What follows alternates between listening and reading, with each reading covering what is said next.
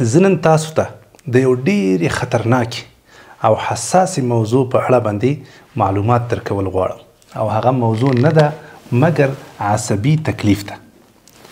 که ته چیرته هر وخت ناقي خفه یا درته وسوسې درځي یا درته شکونه پیدا کیږي یا درنه منځونه ګډوډېږي یا ناقي غرق کې په دې سوچونو او فکرونو کې، نو ته پوه شه چې عصبي تکلیف درته پیدا شوی ده.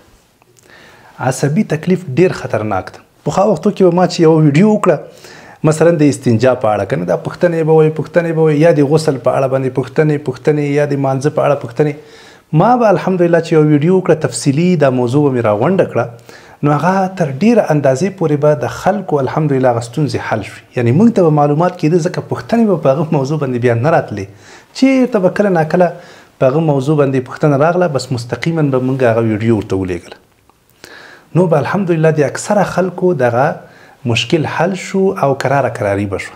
خو دا سبحان الله داسې یو خطرناک تکلیف ده، دا عصبي داسې یو خطرناک مرض ده چې هر وخت ماته د دې په اړه باندې پوښتنې راځي. تاسې په الله یقین وکړئ چې نن ورځ هم ماته په دې موضوع باندې یو ورور پیغام پرېښی، زنانه دي ورونه دي متاسفانه په دغه مرض باندې مبتلا شوي دي.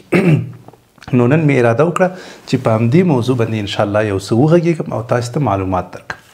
له هر څه نه مخکې که چېرته ستاسو اعصاب په خپله باندې په خپل واک کې نه یا ځورېږئ کړېږئ، مهرباني وکړئ له هر څه نه مخکې د خپل اعصاب مو آرامه کړئ، یعنې د خپل ژوند قبول کړئ، د خپل صحت قبول کړئ، د کوم هیواد چې تا ته الله درکړی ده، کوم حالاتو کې چې ته قرار لري دا قبول کړه، یعنې ویې منه، دې باندې بس قناعت وکړه او په دې پوه شه چې دغه ستا ژوند ده. بس صحیح شوه؟ د خپل ژوند پورې مه په تنګ کېږه، د خپل ژوند پسې بد رد مه وایه، دغه ورځ تر بلې نور مه کړېږه د الله بنده، ودرېږه نور، بس که دا نور سوچونه او فکرونه. یعنې هر څه نه مخکې مونږ ګورې دا جسم ده صحیح ده چې د له هر څه نه مخکې د الله جل جلاله د قدرت او د طاقت او د کنټرول لاندې مونږ تاسو چلیږو، خو بیا هم مونږ هم څه ناڅه کنټرول خو لرو که نه په خپل ځان باندې. یعنې کولی شو چې دغسې یو څو دقیقې نو ژوره ساه وباسو او په ارامه سره ووایو چې الحمدلله، شکر ده چې مسلمان یم، شکر ده چې روغ او جوړ یم، شکر ده چې الحمدلله له ډېرو خلکو نه ښه یم او بهتره یم. لږ غوندې دا ښه فکر انسان بدلوي.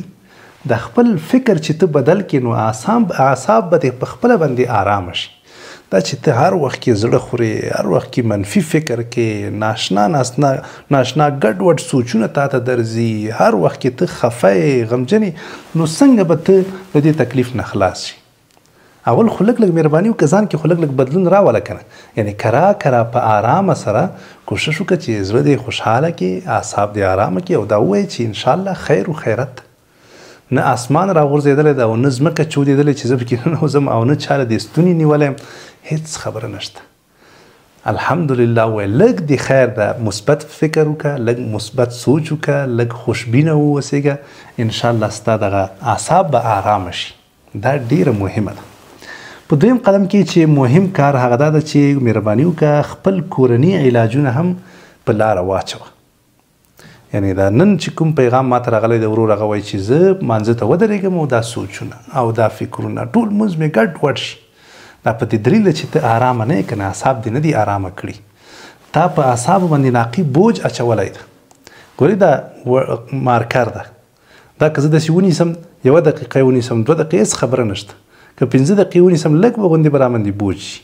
خو که دا چېرته زه نیم ساعت داسې ونیسم لږ غوندې به ډېر بوج شي، 1 ساعت یې ونیسم 2 ساعته 10 ساعته، یوه ورځ یې که زه ونیسم داسې، تاسې خپله فکر وکړئ چې دا به په ما باندې څومره دروند تمام شي، څومره به په ما باندې بوج شي.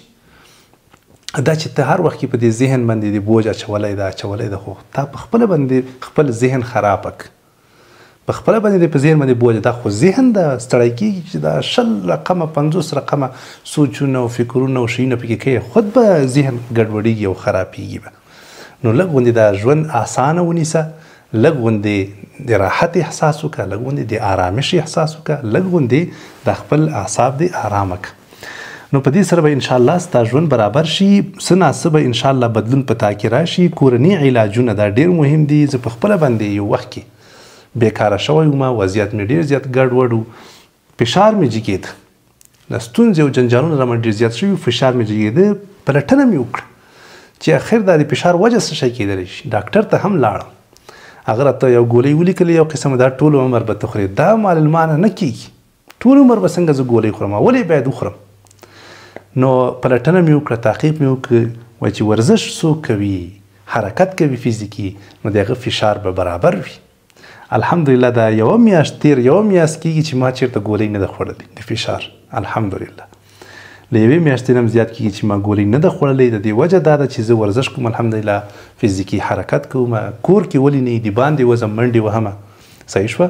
د دې له برکته زه الحمدلله ښه شوی یم اوس.